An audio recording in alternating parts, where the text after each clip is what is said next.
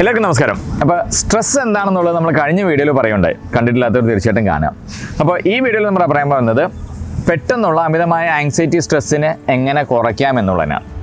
അപ്പോൾ ചിലരൊക്കെ സാധാരണ ചെയ്യുന്നത് ഒന്നുകിൽ ദേഷ്യപ്പെടും, അല്ലെന്നുണ്ടെങ്കിൽ പോയി സിഗരറ്റ് വലിക്കും, അല്ലെങ്കിൽ ചിലർ മദ്യം കഴിക്കുന്നവരുണ്ടാവാം, ചിലർ പോയി ഫുഡ് കഴിക്കുന്നവരും ഉണ്ടാവാം.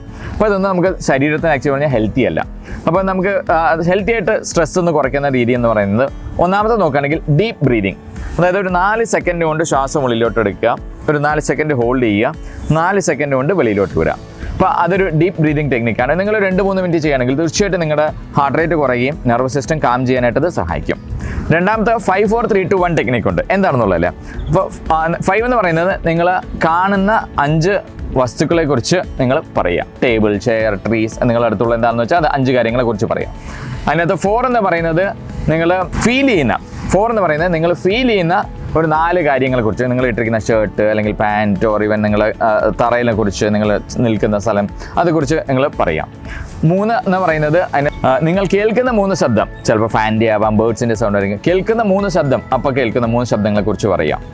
2 എന്ന് പറയുന്നത് നിങ്ങൾ സ്മെൽ ചെയ്യുന്ന 2 പദാർത്ഥങ്ങളെ കുറിച്ച് അപ്പോൾ പറയാം.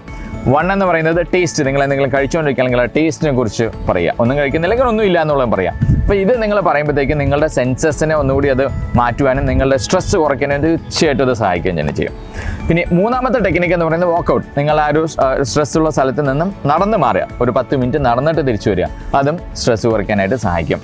4ാമത്തെ ടെക്നിക്ക് എന്ന് പറയുന്നത് മസിൽ റിലാക്സേഷൻ ആണ്. നിങ്ങൾ ഓരോ മസിൽസിനെ ഒന്ന് ടെൻസ് ആക്കിയിട്ട് ഗ്രൂപ്പ് ഓഫ് മസിൽസ് തന്നെ റിലീസ് ചെയ്യുക. അതും സ്ട്രെസ് കുറയ്ക്കാനായിട്ട് സഹായിക്കും.